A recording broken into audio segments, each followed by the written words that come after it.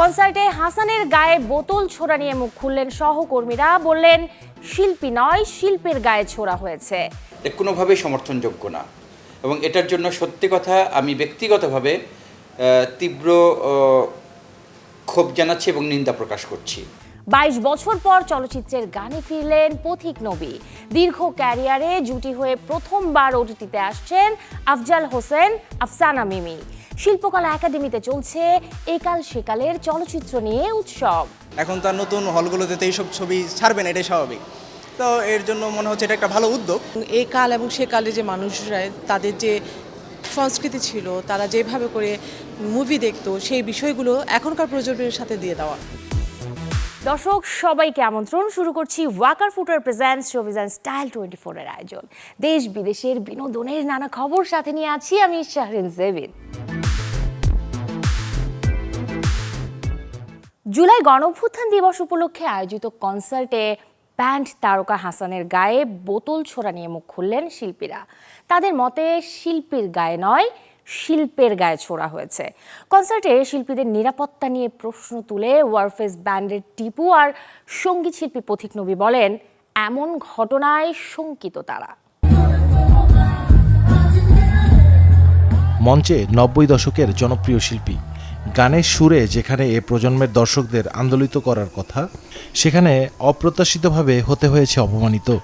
জুলাই গণ অভ্যুত্থান দিবস ঘিরে আয়োজিত বর্ষা বিপ্লবের গান কনসার্টের যেখানে উপস্থিত কোনো এক দর্শক বোতল ছুঁড়ে মারেন আর্ক ব্যান্ডের ভোকালিস্ট হাসানের দিকে। শিল্পীর এমন অসম্মান যেন মেনে নিতে পারেনি কেউই। সহশিল্পী থেকে শুরু করে সাধারণ সবার কণ্ঠেই প্রতিবাদ আর নিন্দার সুর। যে তালিকায় সামাজিক যোগাযোগ মাধ্যমে প্রতিবাদ জানিয়েছেন যেমন প্রিন্স মাহমুদ, হামিন আহমেদ, তেমনি সরাসরি চ্যানেল 24 এর ক্যামেরায় তীব্র নিন্দা জানান সঙ্গীত শিল্পী পথিক নবী। প্রোটোকল মেনটেন করেই প্রোগ্রাম সাজানো উচিত, ভেন্যুটা ওইভাবে নিরাপদ করা উচিত। আর হাসান ভাইয়ের যে ব্যাপারটা, এটা সত্যি খুবই লজ্জাজনক এবং দুঃখজনক। আমি হাসান ভাইয়ের একজন কলিগ হিসাবে আমি খুবই মর্মাহত। তো বোতলের জায়গায় একটা বড় ইট বা একটা পাথরও তো হইতে পারতো, যেটা হাসান ভাইয়ের মাথায় লেগে হাসান ভাই অন্যরকমভাবে অসুস্থ হয়ে পড়তে পারতেন। যাই হোক, আল্লাহ পাকের কাছে লাখ লাখ শুকরিয়া, এরকম বড় ধরনের কোনো দুর্ঘটনা ঘটে নাই, কিন্তু এই ব্যাপারগুলোতে আমাদের অবশ্যই সতর্ক থাকতে হবে। কণ্ঠশিল্পী হাসানের প্রতি এমন বিরূপ আচরণে ক্ষোভ প্রকাশ করেন বাম্বার সহসভাপতি ও ওয়ারফেজ ব্যান্ডের দলনেতা টিপু। প্রশ্ন রাখেন মঞ্চে শিল্পীর নিরাপত্তা নিয়ে। ওই দিন আমাদেরই একটা শো ছিল, আমাদের শোটা ছিল শরৎ উদ্যানে। পরের দিন আমরা ফেসবুকে দেখি নিউজটা এবং এই ভিডিওটা। এটা আসলে খুবই দুঃখজনক একটা বিষয়। তারা বুঝে করেছে কি না বুঝে করেছে সেটা বলতে পারছি না। যেভাবেই করুক না কেন, এটা কোনোভাবেই সমর্থনযোগ্য না এবং এটার জন্য সত্যি কথা আমি ব্যক্তিগতভাবে তীব্র ক্ষোভ জানাচ্ছি এবং নিন্দা প্রকাশ করছি। এটা কোনোভাবেই কাম্য নয়। সহশিল্পী থেকে শুরু করে সাধারণ সবার যখন এই আপত্তিকর ঘটনার তীব্র নিন্দা ও ক্ষোভ প্রকাশ, সেখানেই শিল্পীর বিনয়ী স্ট্যাটাস। হাসান তার ফেসবুক স্ট্যাটাসে অনুরোধ করেন কোনো শিল্পীকেই এমন অসম্মান ও অপ্রীতিকর ঘটনার সম্মুখীন করা উচিত নয়। রুমান আব্দুল্লাহ, চ্যানেল 24, ঢাকা। 22 বছর পর আবারও চলচ্চিত্রের গানে কণ্ঠ দিলেন পথিক নবী। চ্যানেল 24-কে শিল্পী জানান তার প্লেব্যাকে ফেরা সিনেমার নাম মাটি। 2004 সালে মোস্তফা সরোয়ার ফারুকী পরিচালিত ব্যাচেলর সিনেমায় আমার কেন পাখির মতো মন শিরোনামের গানে কণ্ঠ দিয়ে প্লেব্যাকে অভিষেক হয়েছিল পথিক নবীর। এরপর অ্যালবামে কাজ করলেও চলচ্চিত্রের গানে কণ্ঠ দেওয়া হয়নি তার। দীর্ঘ 22 বছর পর মাটি সিনেমায় গান গাওয়ার মাধ্যমে আবারও প্লেব্যাকে ফিরলেন তিনি, যে গানের শিরোনাম মাটির পুতুল। সিনেমাটি পরিচালনা করেছেন শামসের তারিফ সৈয়দ। দীর্ঘ সময় পর প্লেব্যাকে ফিরে বেশ উচ্ছ্বসিত শিল্পী পথিক নবী বলেন, এখন থেকে ভালো কথা আর সুরে গান পেলে নিয়মিত সিনেমার গানে কণ্ঠ দেবেন তিনি। জানা গেছে চলতি বছরের ডিসেম্বরে প্রেক্ষাগৃহে মুক্তি পাবে মাটি। কাজ চলছে এবং আমার গান একটু দুটি করে, হয়তোবা 1 মাসে না হলেও 6 মাসে হোক, 3 মাসে হোক, একটা করে গান মানুষের সামনে আসছে, প্রকাশ হচ্ছে, প্রকাশ হতেই থাকবে। এর মধ্যে অনেকগুলো গান আমার কাছেও জমে আছে। গানের নাম তোমায় বোঝো না, বুঝলেও বোঝো ভুল, বৃথা কোলাহলে ফোটে নীরবতার ফুল। এরকম গান আছে আমার। তারপরে আরও কিছু গান আছে, মাটি নিয়ে একটি গান করেছি, মাটির কে রাখে খবর, এটি একটি ছবির গান, মাটির ছবিতে আসছে এই গানটি। দীর্ঘ ক্যারিয়ারে জুটি হয়ে প্রথমবার ওটিটিতে আসছেন আফজাল হোসেন আফসানা মিমি। তাদের দেখা যাবে স্বল্পদৈর্ঘ্য চলচ্চিত্র রঙিন সুরমায়। 13 আগস্ট চরকিতে মুক্তির অপেক্ষায় থাকা ফ্যামিলি ড্রামা গল্পের এই নির্মাণটি পরিচালনা করেছেন রিয়াজুল হক ইমরান। 25 বছর আগে মোস্তফা সরোয়ার ফারুকীর টেলিফিল্ম ভোকটায় একসঙ্গে কাজ করেছিলেন আফজাল হোসেন ও আফসানা মিমি। এরপর আরিফ খানের মহাকালে ঠিক মাঝখানেতেও একসঙ্গে দেখা গেছে তাদের। এবার রিয়াজুল হক ইমরানের পরিচালনায় রঙিন সুরমা দিয়ে প্রথমবার ওটিটিতে জুটি হিসেবে হাজির হচ্ছেন তারা। সেই মিথ্যার সঙ্গে জড়িয়ে আছে অসংখ্য চিঠি এবং এক দম্পতির সম্পর্কের টানাপোড়েন। জীবনের বিভিন্ন জটিলতার মধ্যেও কিভাবে দুজন মানুষ দীর্ঘদিনের সম্পর্ক ও ভালোবাসাকে ধরে রাখেন সেটি তুলে ধরা হয়েছে গল্পে। বিশেষ করে বয়সের শেষ ভাগে এসেও একে অপরের প্রতি দায়িত্ব, নির্ভরতা ও ভালোবাসা কিভাবে একটি সম্পর্ককে টিকিয়ে রাখে সেই দিকটি গুরুত্ব পেয়েছে ছবিটিতে। জানা গেছে আসছে 13 আগস্ট ওটিটি প্ল্যাটফর্ম চরকিতে দেখা যাবে বহুল প্রতীক্ষিত এই শর্ট ফিল্ম রঙিন Surma. Desk report, channel 24। Bangladesh শিল্পকলা একাডেমিতে চলছে 3 দিনব্যাপী চলচ্চিত্র উৎসব একাল সেকাল। রোববার আয়োজনের প্রথম দিনে প্রদর্শিত হয় মেজবাউর রহমান সুমনের রইদ এবং জহির রায়হানের কালজয়ী সিনেমা জীবন থেকে নেয়া। আজ আয়োজনের দ্বিতীয় দিনে বিকেল 5:30টায় প্রদর্শিত হয় খান আতাউর রহমানের আবার তোরা মানুষ হ। রাত 8টা থেকে দর্শকরা উপভোগ করছেন মোহাম্মদ নুরুজ্জামানের মাস্তুল। উৎসবে চলচ্চিত্র প্রেমীদের উপস্থিতি চোখে পড়ার মতো। সংস্কৃতি বিষয়ক মন্ত্রণালয়ের সহযোগিতায় আয়োজিত এই উৎসব চলবে মঙ্গলবার পর্যন্ত। শেষ দিন বিকেল 5:30টায় প্রদর্শিত হবে আমজাদ হোসেন পরিচালিত 2 পয়সার আলতা। আর রাত 8টায় দর্শকরা দেখার সুযোগ পাবেন আকাশ নির্মিত দ্য ইউনিভার্সিটি অব চাংখারপুল। উৎসবের সব প্রদর্শনী উন্মুক্ত থাকছে দর্শকদের জন্য। শুধুমাত্র ফোনে দেখা হইতো বা এরকম ওপেন স্পেসে অডিটোরিয়ামে বা এরকম মিলনায়তনে এসে আগে দেখা হয় নাই, এবারই ফার্স্ট দেখা হচ্ছে। এখন তার নতুন হলগুলোতে এইসব ছবি ছাড়বেন, এটাই স্বাভাবিক। তো এর জন্য মনে হচ্ছে এটা একটা ভালো উদ্যোগ। নেক্সট এরকম আরও পুরনো ভালো ভালো সিনেমা দেখালে আমরা উপকৃত হবো আর কি। 71 পরবর্তী বাংলাদেশের যে পরিস্থিতি ছিল এইটার উপরেই মুভিটা করা আর কি। সেখানে শেখ মুজিব আওয়ামী লীগ ওই রেজিমটার সমালোচনা করা ছিল, এই জন্য মুভিটা কোথাও নাই, ইভেন ইউটিউবেও নাই। এই মুভিটা আমি কোথাও দেখতে পাই নাই, অনেক ট্রাই করছি, কিন্তু আজকে দেখবো মনে হচ্ছে। এই কাল এবং সে কালে যে মানুষরা তাদের যে সংস্কৃতি ছিল, তারা যেভাবে করে মুভি দেখতো সেই বিষয়গুলো এখনকার প্রজন্মের সাথে দিয়ে দেওয়া। এবং এটা যেহেতু মানুষের মধ্যে আগ্রহ সৃষ্টি করছে, আপনি দেখছেন যে অনেক মানুষ তাদের ফ্যামিলি নিয়ে আসছে, একটা এনভায়রনমেন্ট ক্রিয়েট হয়েছে যে ভবিষ্যতে দেখা যাবে অনেক ভালো ভালো ফ্যামিলি সবাই, বিশেষ করে এই প্রজন্মের ছেলেপেলেরা যারা আছেন তাদের জন্য কিন্তু অত্যন্ত প্রশংসনীয় একটা উদ্যোগ আসলে নেওয়া হয়েছে। আমার মনে হয় যে এই ধরনের উদ্যোগ ভবিষ্যতে নেওয়া দরকার। আজকের এই সিনেমা দেখার মধ্য দিয়ে যেমন দর্শকের যে উপস্থিতি আমি দেখতে পেয়েছি, তাতে আমার মনে হচ্ছে এই চলচ্চিত্র জগৎ আবার ফিরে আসবে যদি সরকারের একটু সদিচ্ছা থাকে এবং বিভিন্ন পদক্ষেপ সরকার গ্রহণ করে, তাহলে আমার মনে হয় আমরা যেই সোনালী অতীত, সেই সোনালী অতীত খুব শীঘ্রই আমরা ফিরে পাবো। প্রতিষ্ঠার রজত জয়ন্তী উদযাপন করলো নাট্য পরিচালকদের সংগঠন ডিরেক্টরস গিল্ড বাংলাদেশ। 25 বছর পূর্তি উপলক্ষে রাজধানীর বাংলাদেশ শিল্পকলা একাডেমিতে অনুষ্ঠিত হয়েছে এই উৎসব। রোববার বিকেলে একাডেমির চিত্রশালা প্রাঙ্গণে আয়োজিত এই অনুষ্ঠানে নির্মাতাদের পাশাপাশি অংশ নেন অভিনেতা ও কলাকুশলীরা। রজত জয়ন্তীর আলোয় নির্মাতাদের সৃজন, ঐক্য ও অগ্রযাত্রা এমন প্রতিপাদ্যে আয়োজিত অনুষ্ঠানে উপস্থিত ছিলেন ডিরেক্টরস গিল্ড বাংলাদেশের সহ সভাপতি রাশেদা আক্তার লাজুক ও সাধারণ সম্পাদক ফরিদুল হাসান। সংগঠনের সদস্যদের পাশাপাশি অভিনয় শিল্পী, প্রযোজক, বিভিন্ন সাংস্কৃতিক সংগঠনের প্রতিনিধি ও গণমাধ্যম কর্মীরাও এতে অংশ নেন। অনুষ্ঠানে ডিরেক্টরস গিল্ড বাংলাদেশের 25 বছরের পথ চলার স্মৃতি, অর্জন ও কর্মকাণ্ড নিয়ে আলোচনা করা হয়। পাশাপাশি দেশের টেলিভিশন ও ডিজিটাল নাটকের নির্মাণ শিল্পকে আরও সমৃদ্ধ করা, নির্মাতাদের মধ্যে ঐক্য, পারস্পরিক সহযোগিতা বাড়ানো এবং ভবিষ্যৎ প্রজন্মের নির্মাতাদের জন্য সৃজনশীল পরিবেশ তৈরির উপর গুরুত্ব দেওয়া হয়। গত 25 বছরে অন্তত 25টা শ্রেষ্ঠ নাটকের নাম যদি এখানে ঝুলতো আমার খুব ভালো লাগতো। আমাদের ডিরেক্টরে এত কাজ করছে, তার মধ্যে 25টা আউটস্ট্যান্ডিং ওয়ার্ক তার নাম যদি এখানে থাকতো এবং তার মধ্যে যদি শ্রেষ্ঠ কাউকে খুঁজে বের করে একটা পুরস্কার দেওয়া হতো, এর চেয়ে ভালো কাজ আর দ্বিতীয়টা হতো না। যারাই এখন নির্মাণ করি বা প্রযোজনা করি, একটা আমাদের ঐক্য আছে, আমাদের একটা শক্তি আছে। সেই শক্তি হচ্ছে আমাদের সংগঠন, আমাদের প্রযোজক সমিতি, আমাদের ডাইরেক্টর সমিতি, এই সবগুলো মিলিয়ে এখন আমরা অনেক বড় সংগঠন, বড় শক্তি। বর্তমান যে কার্যনির্বাহী পরিষদ তারা অত্যন্ত ভালো কাজ করছে। এর আগের কমিটিগুলোর যে কাজগুলো ছিল সেটা ধারাবাহিকতা রেখে আরও নতুন নতুন কাজগুলো করছে এবং ডিরেকশন গিল্ড এখন অনেক ডাইনামিকভাবে এগোচ্ছে বলে আমার ধারণা করি। ডিরেক্টররা যখন ঐক্যবদ্ধ হয়ে একটা জায়গায় আসে তখন তো অবশ্যই এটা ভালো লাগা, এবং 25টা বছর তো অনেক মেলা বছর, সো গুটি গুটি পা করে আজকে ডিরেক্টরস গিল্ড এ জায়গায় এসছে, এটা অবশ্যই একটা ভালো লাগার ব্যাপার। দিনভর দেশ বিদেশে কত ঘটনাই তো ঘটে, সেখান থেকে নির্বাচিত কিছু খবর জানাবো দর্শক এবারে 1 মিনিটে। যুক্তরাষ্ট্রের ভিসা না পাওয়ার গুজব উড়িয়ে দিয়ে এবার মুখ খুললেন দেশের জনপ্রিয় ব্যান্ড দল ওয়ারফেজের দলনেতা টিপু। বলেন ভিসা প্রক্রিয়া এখনও চলমান, সাথে সকলের প্রতি বিভ্রান্তিকর তথ্য না ছড়ানোর আহ্বান জানিয়েছেন তিনি। এবার ওয়েব সিরিজ নির্মাণের প্রশিক্ষণ দেবেন তাকদির খ্যাত নির্মাতা শাওকি। আগামী 14 আগস্ট একাডেমি অফ ক্রিয়েটিভ প্রফেশনালসে ওটিটি নির্মাণের কলা কৌশল ভিত্তিক মাস্টার ক্লাস করাবেন তিনি।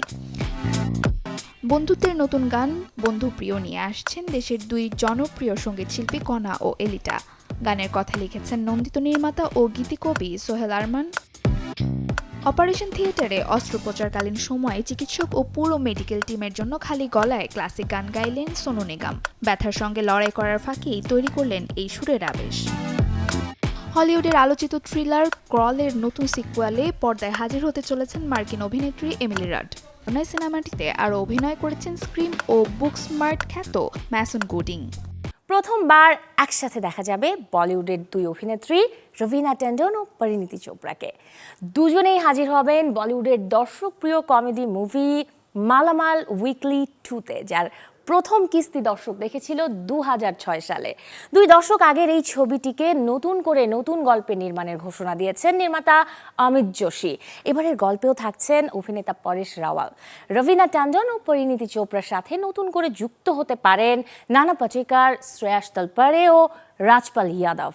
20 বছর আগের গল্পকে নতুন করে সাজানো হলেও একই থাকবে নগদ অর্থ পুরস্কারের লোভে গ্রামবাসীদের হাস্যরসাত্মক কর্মকাণ্ডে ছুটে চলার বিষয়। পুরো প্রজেক্টটি আছে প্রাথমিক পর্যায়ে। তামিল ইন্ডাস্ট্রির দর্শক আগ্রহের কেন্দ্রে থাকা সিনেমা ডরোথি আসছে 25 সেপ্টেম্বরে প্রেক্ষাগৃহে দেখতে পাবে দর্শক। যেই ছবিটি একই সাথে বিশ্ব প্রিমিয়ার হবে 51তম টরন্টো ফিল্ম ফেস্টিভ্যালে। দর্শকপ্রিয় নির্মাতা কার্তিক সুব্বুরাজের মতে তিনি এই ছবিটি দিয়ে প্রশ্ন রেখেছেন, ঘৃণার মাঝে পৃথিবীতে কি সহানুভূতি টিকে থাকতে পারে? যে সিনেমার গল্পে দেখা যাবে 1990-এর দশকের তামিলের একটি গ্রাম, যেখানে উঠে আসবে 2 বন্ধুর বন্ধুত্বের সমীকরণ। সময়ের সাথে সামাজিক নানা নিয়ম আর বাস্তবতার বেড়াজালে বন্ধুত্বের সম্পর্ক হবে প্রশ্নবিদ্ধ। আদতে দুজনের জীবনে আবির্ভাব হবে এক রহস্যময় নারীর, যার নাম ডরোথি। আর সেখান থেকে চিত্রনাট্যের মার প্যাচে ফুটে উঠবে সম্পর্কের মাঝে কুসংস্কার, জাতিভেদ আর ঘৃণার প্রভাব। সিনেমার নাম ভূমিকায় ডরোথির চরিত্রে দেখা যাবে দক্ষিণের অভিনেত্রী কৃতি সুরেশকে। 2 বন্ধুর ভূমিকায় আছেন সনাত ও ঋষিকানাথ। এদিকে হলিউডে আসছে নতুন সাইকোলজিক্যাল হরর থ্রিলার ইট এন্ডস। এই ছবিটি দিয়ে হলিউড ইন্ডাস্ট্রিতে পরিচালকের খাতায় নাম লেখালেন তরুণ নির্মাতা অ্যালেক্স ওম। আর 21 আগস্ট মুক্তির অপেক্ষায় আছে এই সিনেমাটি। শুধু পরিচালনায় নয়, সাথে ছবির গল্পও লিখেছেন অ্যালেক্স ওম। ইট এন্ডস এর দৃশ্যপটে দেখা যাবে গ্র্যাজুয়েশন শেষ করা 4 বন্ধুর একটি সাধারণ রাতের গল্প। সেই রাতে বন্ধুরা একসাথে জিপ গাড়ি নিয়ে লং ড্রাইভে বেরিয়ে পড়ে এবং পথ ভুলে পৌঁছে যায় নির্জন ও অসীম এক মহাসড়কে, যে পথের কোনো শেষ নেই, আছে শুধুই অলৌকিক ও অদৃশ্য বিপদ।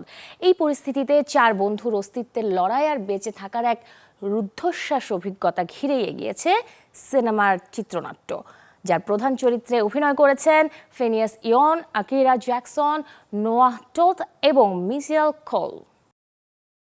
দর্শক, এতক্ষণ ছিলাম বিনোদনের নানা খবরে। এবারে জীবনযাপনের গল্প দেখব, লাইফস্টাইলের কিছু আপডেট। শরীরে বাতের ব্যথায় অনেকেই ভুগছেন, কিন্তু নেই যেন কোনো নিরাময়। সেক্ষেত্রে কার্যকর এক চিকিৎসা পদ্ধতির নাম পঞ্চকর্ম থেরাপি। আয়ুর্বেদের প্রাচীন এই চিকিৎসায় বর্তমানে সুস্থ হচ্ছেন বাতের ব্যথায় আক্রান্ত রোগীরা, যার মাধ্যমে দূর হয় শরীর থেকে বিষাক্ত উপাদান, বৃদ্ধি পায় রোগ প্রতিরোধ ক্ষমতাও। শরীরে জমে থাকা বিষাক্ত উপাদান দূর করে রোগ প্রতিরোধ ক্ষমতা বাড়াতে দেয়া হচ্ছে বিশেষ এক চিকিৎসা সেবা। আয়ুর্বেদের প্রাচীন এই চিকিৎসা পদ্ধতির নাম পঞ্চকর্ম থেরাপি।